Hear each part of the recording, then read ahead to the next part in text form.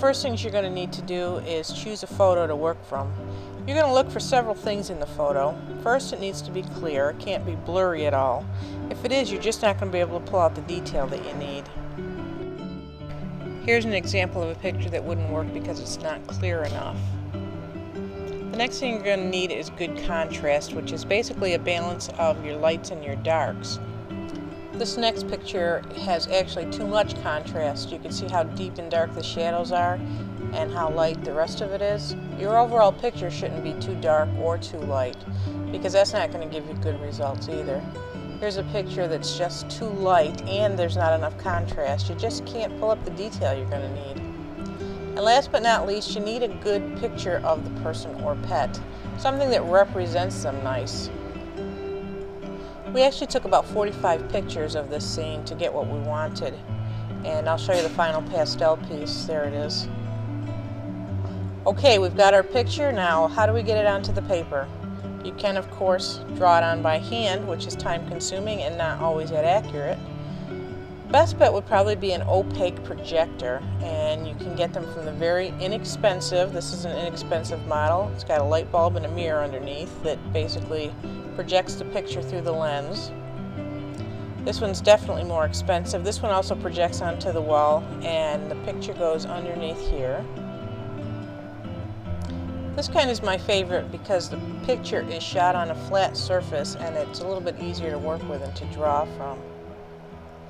There you see the picture that's projected downward. Put your piece of paper in that area and you simply draw the outline. Many modern day artists work this way, including Norman Rockwell, I read. It's definitely the quickest, most accurate way to get your photograph onto your paper. Because you're working with a light bulb, it does have a tendency to get hot, and you don't want to leave your photograph on it for too long. Another way to get the outline on the paper is by using a grid. It's always a good idea to have a second photograph when you're using this method. What you're going to basically do is draw a series of squares on your photograph, or overlay a piece of acrylic with the squares already on it. And you're going to do the same thing onto your paper that you're going to draw on. We're going to choose a square just to show you the square here, and we basically, in the corresponding square on the paper, draw out the outline. Make sure the squares you draw on the paper are done very, very lightly and done with a pastel pencil. It comes in a large variety of colors, and you can choose which one you want to work on, or get a pack with a variety of colors and give them all a try. The paper itself has a velvety feel to it. Make sure you hang on to your scraps, because I'll show you what to do with those later in the video. If you don't already have pastels, you may consider a kit. This kit has quite a number of pastels in it. It's not that expensive. It's an excellent way to start. It's got really, really nice flesh colors in it for portraits. There are so many pastel companies out there. You might try several different kinds just to see what you like. Everybody has their own personal preferences when it comes to the pastels. This is just a good way to start. Now you have your pastels, and there's going to be times when they get a little dirty or you want a sharp edge. So how do you go about sharpening and cleaning? Really easy. Take an old rag. Here's an old t-shirt. I'm just rubbing the edges of the pastel.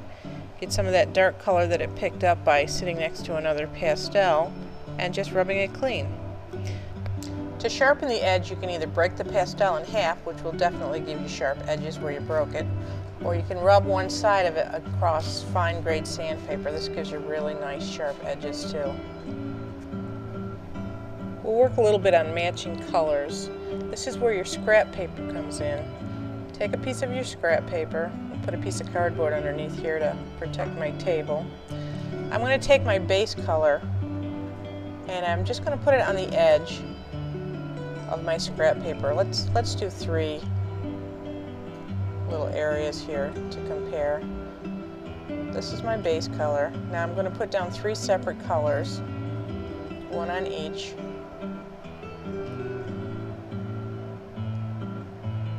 I'm going to put them down in the order that I did them so I don't mix up which color went where.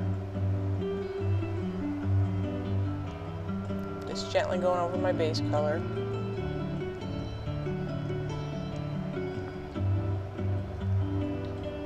And we'll compare it to the color in the photograph we want to try to match. Trying to match this purple. Lay each one against it. I kind of like this bottom one here, but it's a little bit too dark. So I'm going to take a light lilac, go over that gently, and then we'll match it again. Yeah, that's about what I want. You have to be very careful when it comes to spray fixatives on pastels because some of them will literally eat the chalk away. I recommend BLAIR Very Low Odor Spray Fix 105. It's the only one I found that really works well on the velour paper. Start by spraying off of the picture, and this is all you're doing. Very lightly, and let it dry several minutes, and then put another light coat going in the opposite direction. The last thing you want to do when you get to this point is ruin your picture by putting too much fixative or the wrong kind of fixative on. So be really careful and go really slow. You just want to hold the chalk in place. You don't want to saturate it.